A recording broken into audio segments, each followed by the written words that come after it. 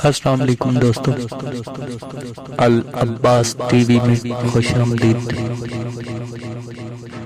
دوستو آج ہم تلاوت کرتے ہیں سورہ الطارق کا اردو ترجمہ۔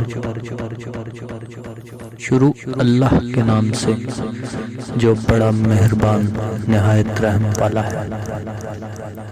آسمان اور رات کے وقت آنے والے کی قسم، اور تم کو کیا معلوم کہ رات کے وقت آنے والا کیا ہے؟ وہ تارا ہے چمکنے والا کہ کوئی متنفس نہیں، جس پر نگہبان مقرر نہیں۔ تو انسان کو دیکھنا چاہیے کہ وہ کاہے سے پیدا ہوا ہے۔ وہ اچھلتے ہوئے پانی سے پیدا ہوا ہے جو پیٹھ اور سینے کے بیچ میں سے نکلتا ہے۔ بے شک خدا اس کے اعادے یعنی پھر پیدا کرنے پر قادر ہے۔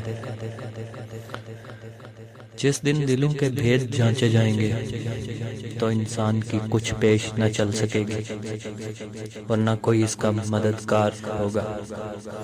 آسمان کی قسم جو میہ برساتا ہے، اور زمین کی قسم جو پھٹ جاتی ہے،